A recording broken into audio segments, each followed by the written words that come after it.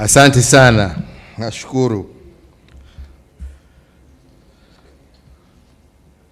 Your Excellency Samia Suluhu Hassan, President and Commander-in-Chief of the United Republic of Tanzania's People's Defense Forces,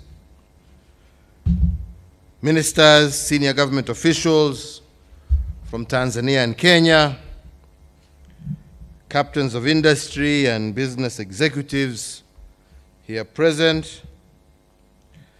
Let me begin, ladies and gentlemen, by once again taking this opportunity to thank my dear sister, Samia Suluhu Hassan, and indeed her entire delegation for making this historic maiden visit to Kenya. Tunasema asanti sana. As I said, it is historic on many fronts, including it being the very first state visit by a female president of the East African region to a neighboring country. Kwa hivyo, safari hii itaandikwa kwa vitabu ya historia ya Afrika Mashariki. During the last 2 days, we have had the benefit of fruitful bilateral consultations touching on a wide range of subjects to promote the interests of the people of Tanzania and Kenya.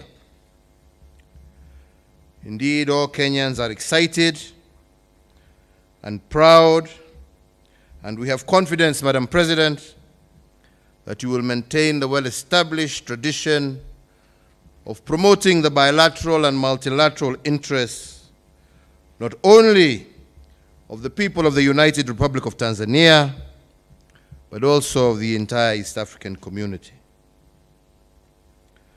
Today, we are together again at this meeting of business leaders from both our countries. And I believe Your Excellency will agree with me that prosperity for our two countries hinges on creating a conducive business environment, boosting economic cooperation, and growing mutually beneficial trade and investment. I believe we have a common desire to promote and support the business community, an objective that is reflected in the theme of this forum, promoting trade and tourism and investment between Kenya and Tanzania within the East African Community Customs Union framework.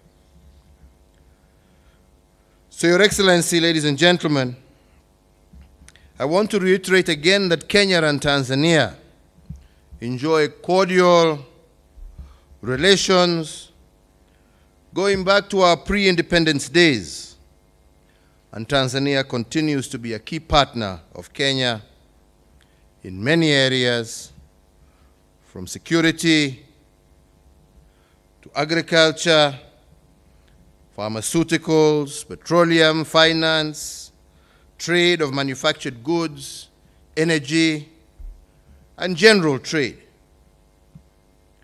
Indeed, our two countries were among the 3 founding members of the East African Community in the year 2000, following the collapse of the original community in 1977. And we have since continued to work together to ensure that our community remains a strong pillar of our relations. The East African Community, through the East African Customs Union and the East African Community Common Market Protocol, has opened our borders and unlocked opportunities for the free movement of goods, services, and investments across the East African borders. This should have paved the way for trade to thrive create new opportunities, and increase trade volumes. This, supported by a vibrant and an entrepreneurial private sector, trade between our countries has thrived, but we must accept that it has yet to reach the levels that we all expected. Total trade was valued at 60.4 billion Kenya shillings in 2012 and Kenya shillings 58 billion in 2020, indicating a slight decline. In the years 2016, 2017, and 18, trade was valued at 47.5 billion, 45.6 billion, and Kenya shillings 47.5 billion respectively. This reflects challenges in the trade regime, which, as we have heard from friends in the private sector, we need to urgently address. Your Excellency, ladies and gentlemen, our private sector should by now be looking beyond our borders to seize opportunities accorded by the Africa Continental Free Trade Area, which came into effect on the 1st of January this year, and the older but still important East African Community and EU Economic Partnership Agreement. The Africa Continental Free Trade Area trading arrangement offers numerous opportunities for the business community and great potential to enhance inter-Africa trade to levels that we have never experienced before. Also important is the East African Community EU Economic Partnership Agreement. The Protocol on Rules of Origin under the EAC EU EPA allows our manufacturers to accumulate materials for the East Africa, the ACP, and the AU for conversion into finished products exported to the EU and other markets. I believe this could broaden the reach of our exporters and attract major investments into our respective countries.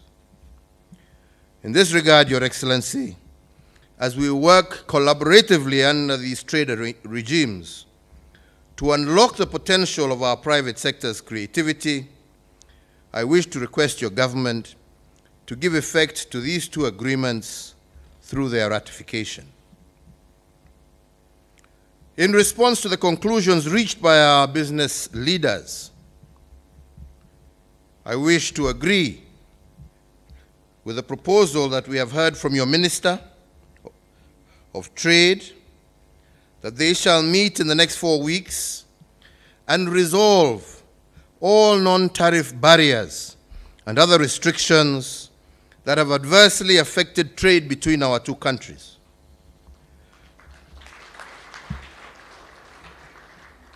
Your Excellency, ladies and gentlemen, we here in Kenya have implemented far-reaching structural and economic policy reforms which have significantly improved Kenya's business environment.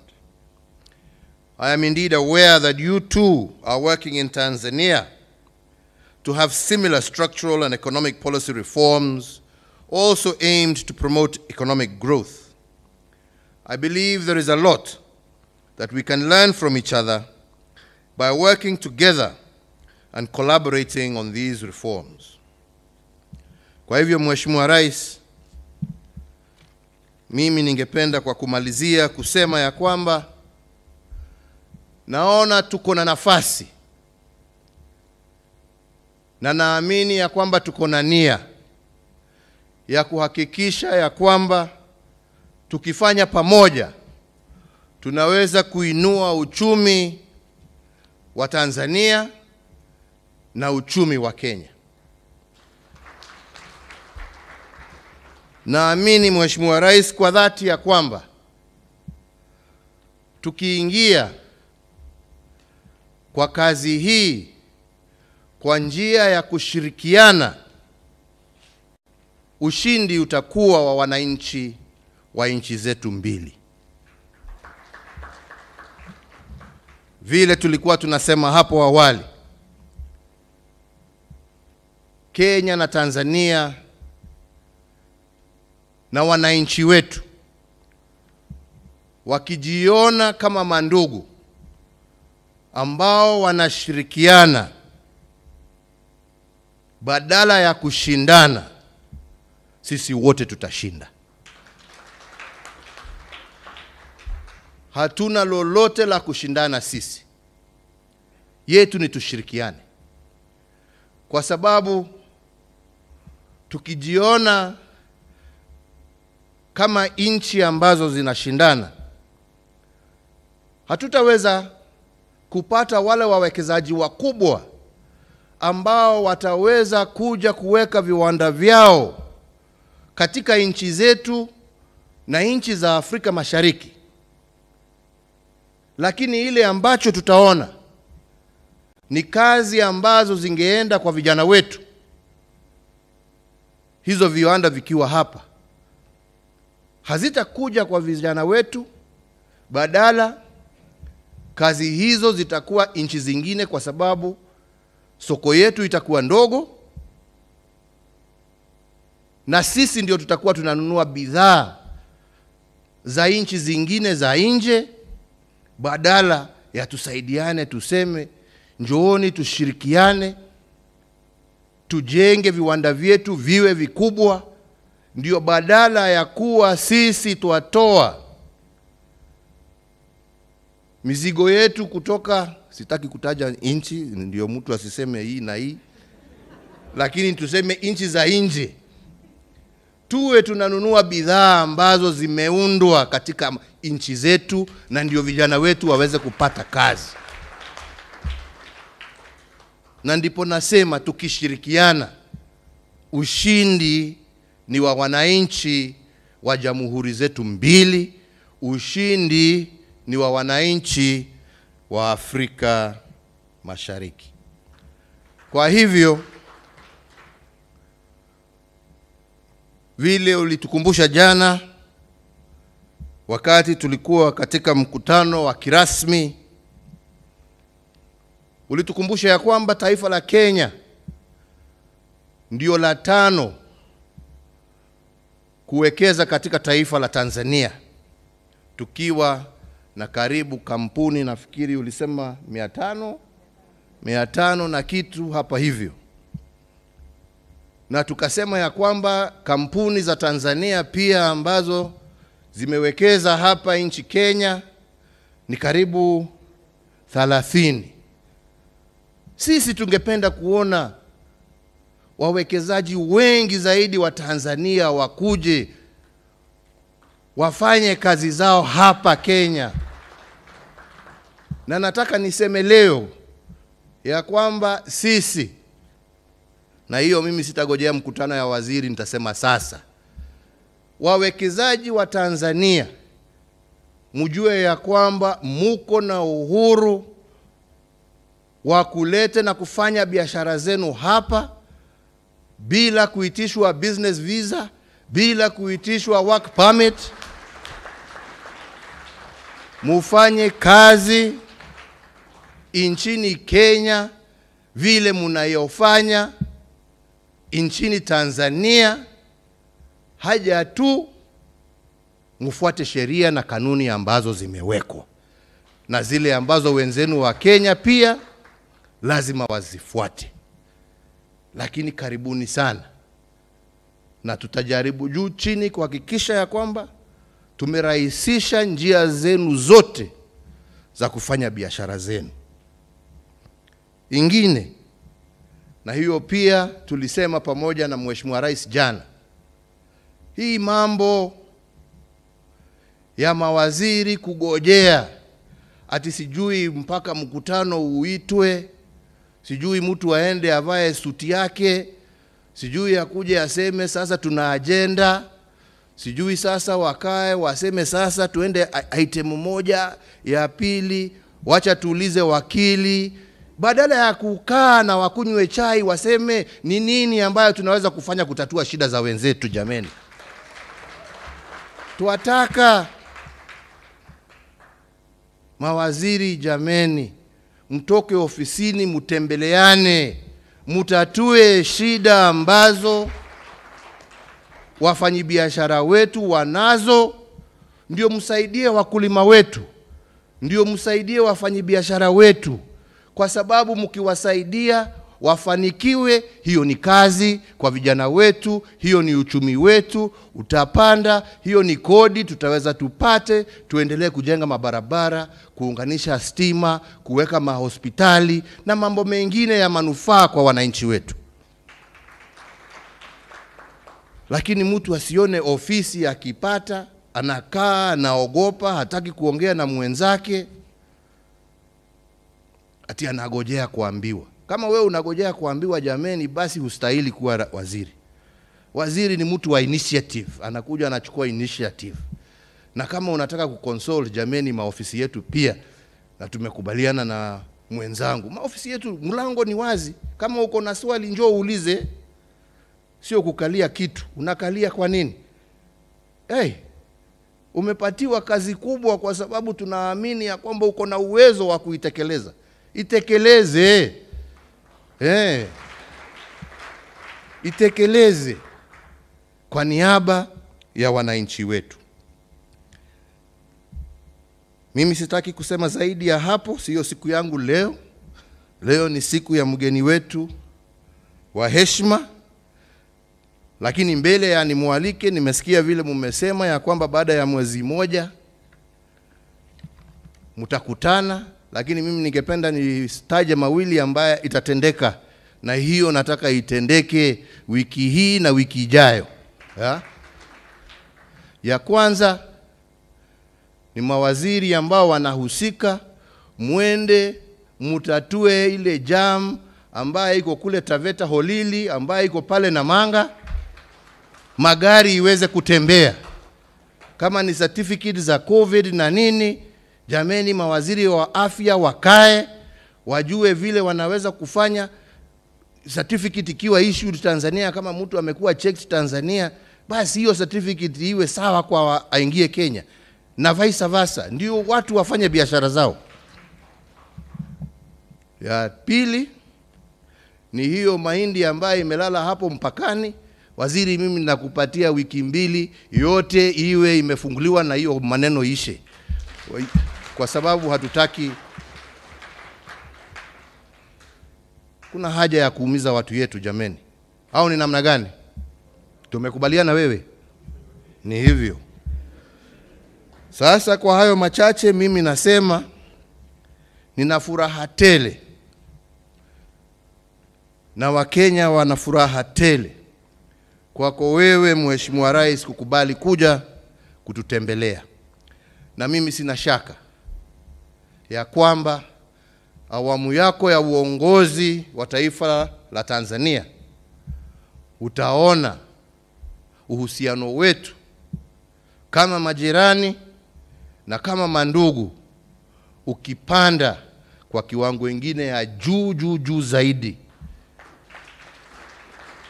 Na nataka kukuahidi kama ndugu yako ya kwamba tutatembea bega kwa bega na tuhakikishe ya kwamba safari hii tumeitimiza na tumeinua maisha ya wananchi wa jamhuri zetu mbili, tumeinua uchumi wa nchi zetu mbili, tumeinua uchumi wa Afrika Mashariki, na tumeanza safari ya kumaliza ufakara na umaskini kati ya wananchi wetu kwa yale ambaye tutayatenda pamoja. Kwa hayo machache, Mheshimiwa Rais, nichukue fursa hii nikualike kirasmi uongee na hawa wananchi wako, wafanyabiashara wako, kwa sababu wakiwa wa Kenya, wakiwa wa Tanzania, wote ni wako. Karibu waongeleshe na uwapatie yale mawaidha ambayo uko naye. Asanteni sana na Mungu awabariki nyote. Asanteni.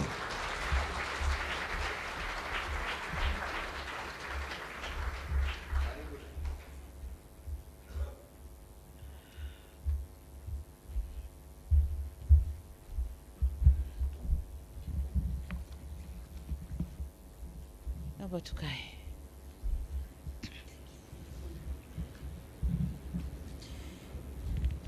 Your Excellency, Uhuru Kenyatta, President of the Republic of Kenya, honorable ministers here present, permanent and principal secretaries here present, Excellencies, ambassadors and heads of international organizations, business communities from Kenya and Tanzania, members of the press, distinguished delegates, a very good morning to you all. Na nataka niwasalimu, it's a very good afternoon, sorry. Niwasalimu kwa jina la Jamhuri ya Muungano wa Tanzania. Mnatakiwa kuitikia kazi iendelee. Turudie sasa, na wasalimu kwa jina la Jamhuri ya Muungano wa Tanzania. Iendelee kweli kweli. Asanteni sana. Mr. President, allow me to commence by thanking everyone who is here with us, especially yourself, my dear brother, President Uhuru Kenyatta. It's heartwarming to note that you have been taking time to share with us here in this occasion, while knowing you have a very busy schedule. Thank you very much. This is not only a clear testimony of how you value trade relations between our countries, but also confirms that to us the interest you have for the long-standing partnership between our two countries, and for many years now. As for other participants from Kenya and Tanzania, it is encouraging that you have made to this forum despite the fact that it is taking place at the most difficult time when we are facing the global pandemic, COVID-19. We are here, everybody, with mask on our faces. And when I see people with the mask on faces, it reminds me in our village, when we go and do the herding with the goats, we protect them from eating the crops on the way. So we cover them the same way we are doing today. This is not very, but we have to do it. Personally, I'm delighted to join you here in this beautiful city of Nairobi, a city that was fondly referred as half London by Tanzanians in the years mid-80s. Today I can say without a pinch of a doubt that Nairobi has not lost its luster and has continued to flourish and be a hub for many world business and investments. Congratulations, Nairobi. Your Excellency, the President, my appreciation would not be complete if I don't thank the organizers of this business forum for meticulously putting together this forum. The earnest dedication and commitment given towards making this forum a reality underpins amplitude of the interactions and dialogue between our governments and private sector.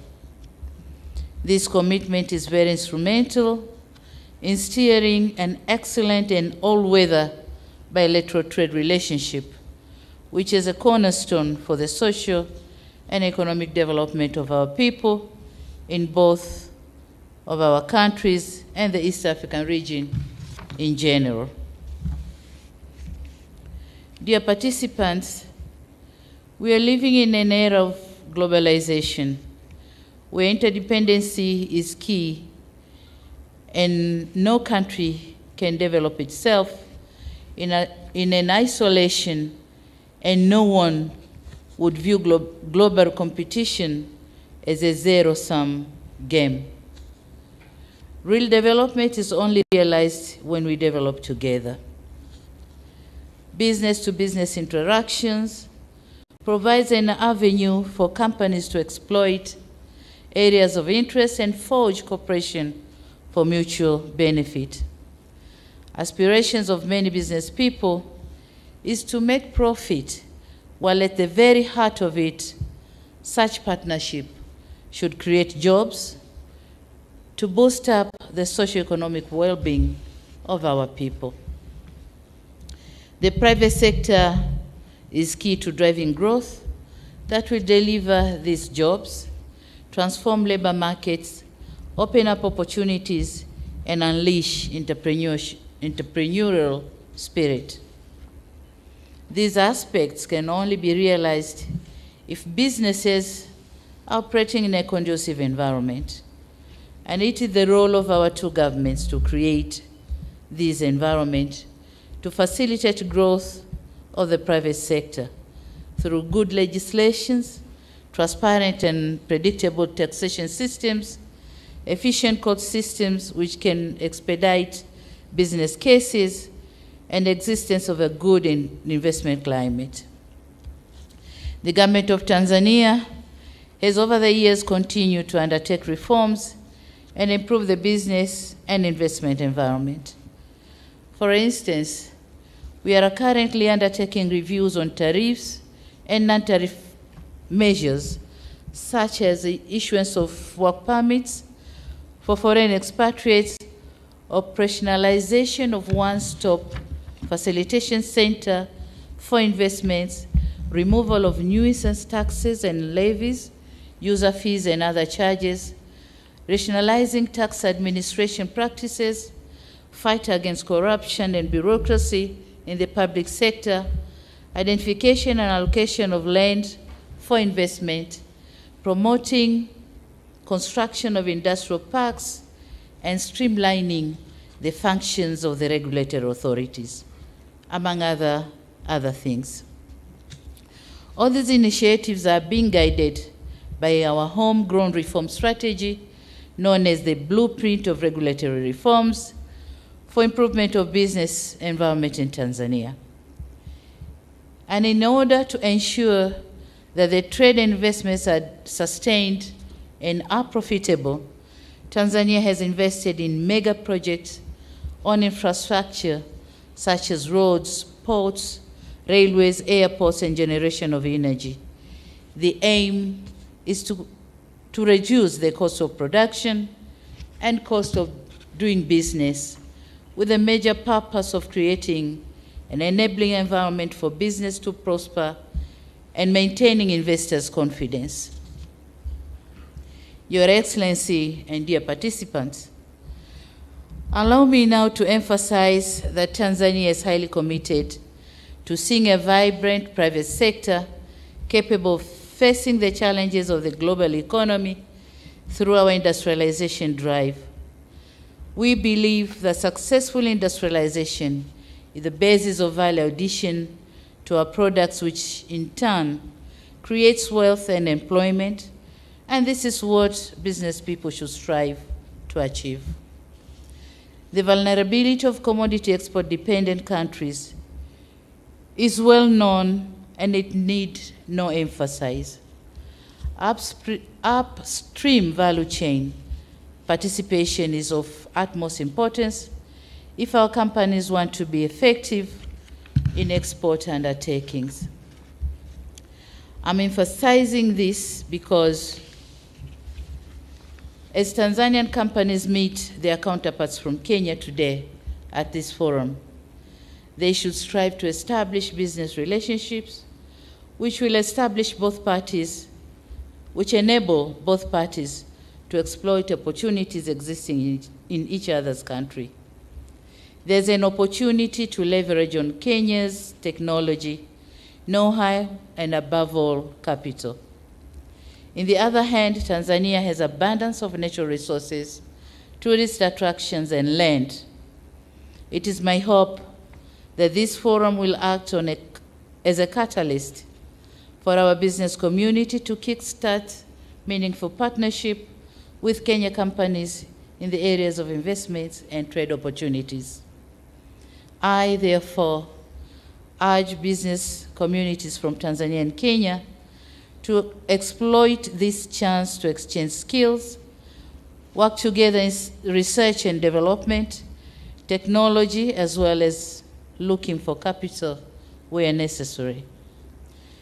It is my hope that companies from Kenya will be more than willing to assist their counterparts from Tanzania for mutual business relationships, and it is through partnership and joint ventures in investment that businesses are going to thrive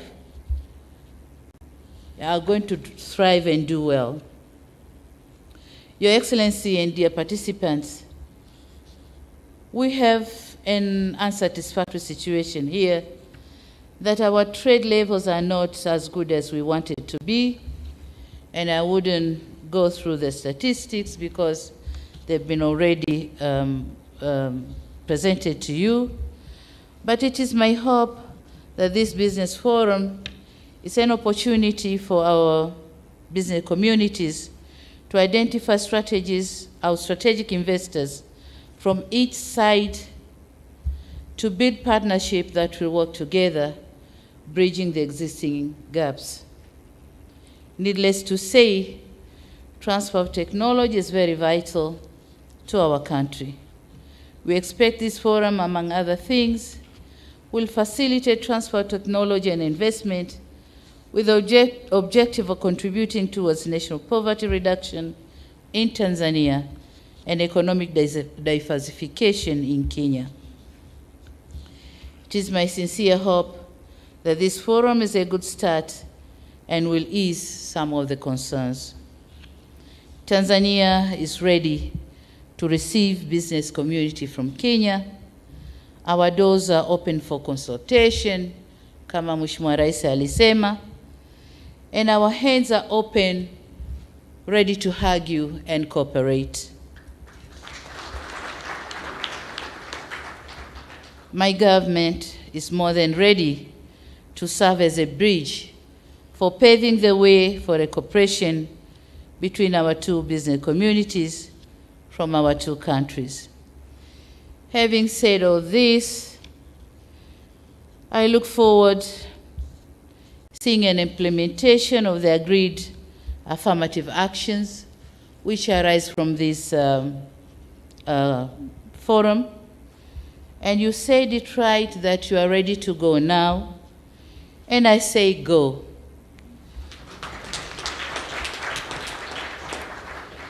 Go and complement your efforts, and not going to unnecessarily compete and complicate things. So go, cooperate, and do the business. Mna bahati kwamba nchi zetu mbili, upande mmoja kuna uhuru wa kufanya biashara na upande mwingine kuna Suluhu.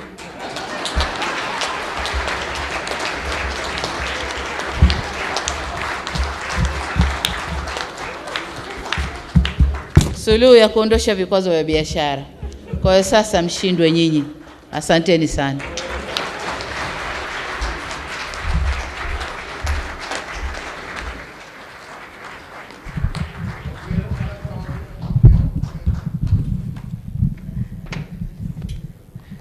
Tuwapongeze waheshimiwa marais wetu wawili baada ya hotuba hizo nzuri. Nitaomba sasa kutangaza kwamba marais wetu wataondoka kwa hiari yao. Kwa hivyo sote tutabaki tumetulia. Nitaomba wale ambao tuko ndani tutasimama, tuwape nafasi marais wetu wanapoondoka. Tuwe watulivu tu, tuwape nafasi waondoke. Nikichukua fursa hii kusema asanteni sana. Baada ya hotuba hizo mbili kutoka kwa waheshimiwa wetu, Mheshimiwa Uhuru Kenyatta, Rais wa Jamhuri ya Kenya na Amiri Jeshi Mkuu wa Majeshi ya Ulinzi, pamoja na Mheshimiwa Samia Suluhu Hassan, Rais wa Jamhuri ya Muungano wa Tanzania, tuna kila sababu sasa ya kusonga mbele. Tutawapa nafasi watakapoondoka kwa hiari yao. Naam. Thank you, Mheshimiwa Rais. Tutaendelea tu kuwa watulivu na nitaomba viongozi tusije tukawafuata, tuwape nafasi the escort of honor and the protocol team waweze kuondoa viongozi wetu. Ninakumbusha na katibu wetu kwamba tutaendelea na the business forum. We will be advised if we are going to move to Amani Hall, we remain here. Thank you so much. So viongozi wetu wakishaondoka, marais wetu, wanabiashara tuliomba tutabaki baadaye ili tuweze kuzungumza. Tuwapongeze kwa makofi viongozi wetu wanapoondoka. Asanteni sana, imekuwa ni furaha yetu kuweza kuwa nao. Ikiwa ni katika jukwaa hili la biashara kati ya Jamhuri ya Kenya na Jamhuri ya Muungano wa Tanzania, mada ikiwa ni kuboresha biashara, utalii, uwekezaji kati ya Jamhuri ya Kenya na Jamhuri ya Muungano wa Tanzania katika Jumuiya ya Afrika Mashariki, tukitilia mkazo umoja wa forodha. Tuwapongeze tena na niombe viongozi tafadhali tusiondoke. Tuwape nafasi the escort of honor and the protocol team waweze kuondoa viongozi wetu. Tusalie tafadhali ili tuweze kuingia kwenye nafasi ya pili. Ningependa kuwashukuru kwa utiifu wenu. Nimekuwa mwelekezi wenu, jina langu Mike Getone, siongezi la mtume wala la nabii. Hadi wakati mwingine, wa sahlan wa marhaba. Nitaomba nimpishe mkurugenzi katibu mkuu Bwana Weru, Profesa Abasenda, ikiwa kuna jambo ambalo tungependa kuwatangazia wanabiashara. Tuketi tafadhali, tuketi kidogo ili tuweze kushauriana. Niombe tuketi kidogo wanabiashara ili tuweze kushauriwa na katibu wetu Abasenda Weru, tafadhali. Yagu ni kuwashukuru sana, thank you very much. Business sites on both delegations. This room is available until 4 p.m. Kwa hivyo msugumziane na mfanya biashara kama mlivyoagizwa na viongozi wetu. Niwashukuru sana kwa kushiriki katika hii kikao. Shukran sana. Na kisha nimuombe mwenzangu aseme mafupi tu kwa delegation ya Tanzania. Naomba nitoe tangazo kwa Watanzania. Naomba tusikilizane. Tusubiri kidogo, maelekezo tutakayopewa ni kwamba ni wapi tutaweza kuonana na Mheshimiwa Rais kwa muda mfupi sana. Naomba tutulie, tusisambae sana Watanzania. Mheshimiwa Rais atatuona, tutaelekezwa ni ukumbi tutakwenda, kama ni hapa au sehemu nyingine. Naomba tutulie, tusisambae sana Watanzania. Mheshimiwa Rais atatuona muda si mrefu. Naomba tuambie na wengine, tusisambae sana, tutulie.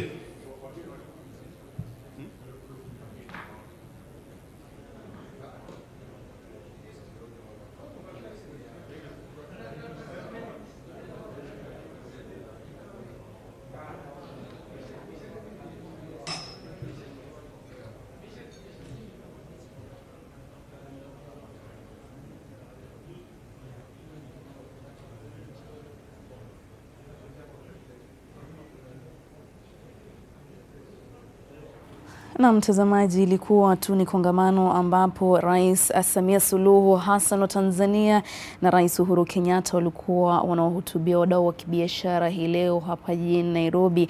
Na mtazamaji, wamezungumzia tu mengi kuhusiana na ushirikiano wa kibiashara kati ya mataifa hayo mawili. Rais Samia Suluhu Hassan na Rais Uhuru Kenyatta wamesema kuna ubora tu au afadhali kuwe na uhusiano mwema kati ya mataifa hayo mawili ili kuwezesha biashara kuendelea katika mataifa hayo. Wamezungumza na kusema kwamba kuna umuhimu wa mazingira bora ya kibiashara kati ya Tanzania na Kenya, na Tanzania iendelee na kushirikiana na Kenya kikamilifu ili kuboresha hatua hii. Pia kuna haja ya kuwepo na mazingira bora kwa wawekezaji ili kuweza kuwekeza katika mataifa haya mawili na kuboresha hali ili kutoa ajira hasa kwa vijana ambao kwa sasa ni wengi wamekosa ajira humu nchini na katika taifa hilo la Tanzania. Pia mtazamaji, wamezungumzia swala la lori ambazo zimezuiliwa katika mpaka wa Namanga pale Kenya na Tanzania, ambapo waziri ameelezwa kwamba anafaa kutoa au kuhakikisha magari hayo yanaruhusiwa kupitisha bidhaa ili kuingia katika mataifa haya.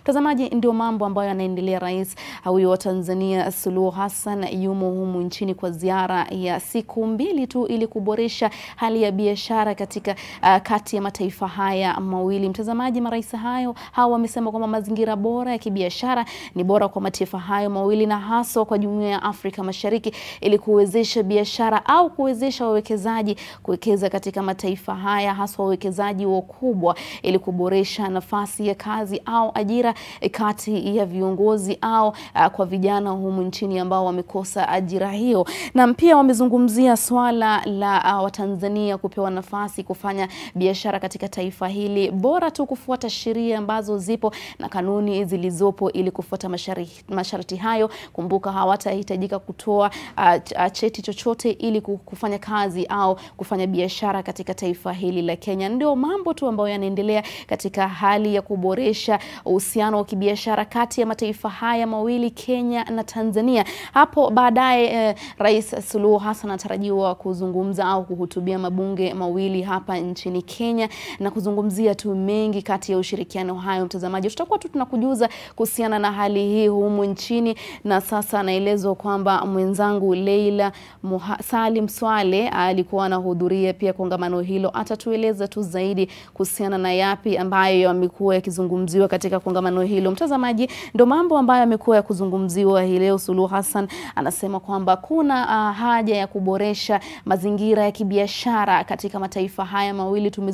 Tumeangazia kwamba siku za awali tumeona kwamba kumekuwa na mtafaruku kidogo, kumekuwa na kutoelewana kidogo kati ya mataifa haya mawili, haswa pia ukiangazia katika mitandao ya kijamii ni masuala ambayo yamekuwa yakijitokeza, na ndio maana hasa ziara hii ipo kwa sasa ili kurekebisha mambo kama hayo, kuboresha hali ya uhusiano kati ya mataifa haya mawili, ili kuboresha tu na kuhakikisha kwamba wawekezaji wanafika katika mataifa haya mawili na kuwa na mazingira bora ya kufanyia kazi.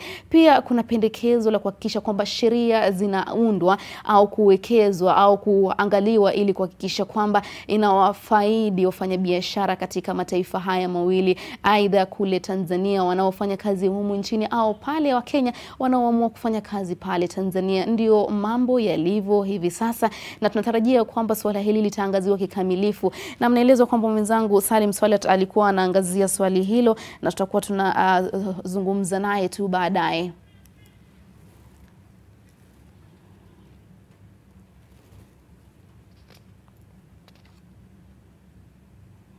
Na tumeona kwamba marais hao wawili wameondoka wakati huu na tunatarajia kwamba watakuwa wanahutubia mabunge ya Kenya alasiri hii leo na kuzungumzia tu mambo mengi. Tunatarajia kwamba mambo hayo tutakuwa tunatarajia mwendo wa alasiri, lakini kwa sasa mtazamaji, tumeona kwamba marais hao wawili wamekuwa wakizungumza au kuwahutubia wadau wa kibiashara humu nchini na wawekezaji kutoka mataifa mengine tu humu duniani ili kuwekeza katika taifa hili na taifa la Tanzania na Jumuiya ya Afrika Mashariki kwa jumla. Na mtazamaji, wamekuwa wakizungumzia mazingira bora ya kibiashara ambayo yanafaa kuangaziwa katika kati ya mataifa haya mawili ili kuboresha au kuwapa nafasi ya ajira vijana ambao kwa sasa wamekosa ajira. Naam, tunaelekea moja kwa moja kwa Salim Swale atueleze ni yapi ambayo labda anafaa kuguzia kuhusiana na safari hii au ziara ya Rais Samia Suluhu Hassan. Salim Swale.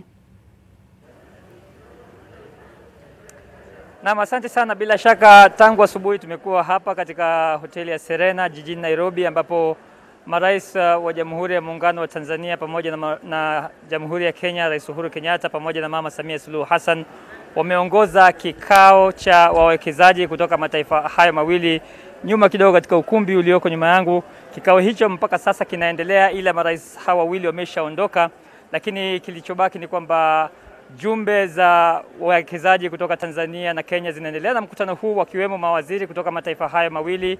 Na kikubwa zaidi kilichojitokeza katika hotuba za marais Samia Suluhu Hassan na Uhuru Muigai Kenyatta ni kwamba mipaka ya Kenya na Tanzania sasa iko wazi kabisa kwa wawekezaji kufungua, kuendeleza biashara zao, na Rais Uhuru Kenyatta akitoa ahadi ya ushirikiano wa karibu zaidi na serikali ya Jamhuri ya Muungano wa Tanzania, na ujio wa Rais Samia Suluhu Hassan ukitajwa kuwa ni suluhu ya aina fulani katika matatizo ambayo yamekuwepo hapo nyuma kati ya uhusiano wa Kenya na Tanzania, hasa wa kibiashara na vile vile wa kidiplomasia. Rais Uhuru Kenyatta akiwa ameagiza kuweko na kikao cha pamoja cha mawaziri kutoka pande mbili hizi kwa maana ya Dar es Salaam na Nairobi kwa ajili ya kutatua matatizo madogo madogo yaliyoko ya kibiashara na kuondoa viunzi vya kibiashara vilivyoko kwa sasa. Ahadi hiyo imetolewa hapa, vile vile Rais Samia Suluhu Hassan akisisitiza kwamba yeye mwenyewe atahakikisha kwamba upande wake wa serikali unakuwa katika mstari wa mbele na katika safu ya mbele kuhakikisha kwamba biashara kati ya Kenya na Tanzania inaimarika zaidi. Kutoka hapa sasa, baada ya kikao hiki, Rais Samia Suluhu Hassan atakuwa anaelekea bungeni majira ya saa 8 mchana kwa ajili ya kuhutubia vikao vya pamoja vya bunge la kitaifa na Senate, na hii itakuwa ni katika historia ya kipekee na aina yake. Utakumbuka ni Rais Jakaya Mrisho Kikwete pekee aliyewahi kupata heshima hiyo ya kuzungumza katika bunge la Jamhuri ya Kenya. Kwa hiyo kiujumla wake ni kwamba mataifa haya mawili yamekubaliana kwamba yataweka nguvu za pamoja, yataweka ubia kuhakikisha kwamba kuna ushirikiano wa kipekee na wa aina yake wa kuimarisha biashara sio tu hapa Nairobi, lakini vile vile Dar es Salaam na katika miji mingine ya Tanzania na katika vile vile miji mingine hapa nchini Kenya. Kwako studio. Na shukran sana Salim Swale, amekupa tu hali ilivyo kwa sasa hapa nchini. Na kuhusiana na ziara ya Rais wa Tanzania Samia Suluhu Hassan, amekueleza kwamba baadaye tu watakuwa wanazungumza, wanahutubia mabunge ya kitaifa humu nchini. Na mtazamaji, tunaenda tu mapumzikoni, lakini kumbuka bado kuna vipindi vilivyosalia hapa NTV na tutakuwa tu tunafuatilia swala hilo, tutakujuza zaidi katika taarifa zetu za siku. Usiende mbali.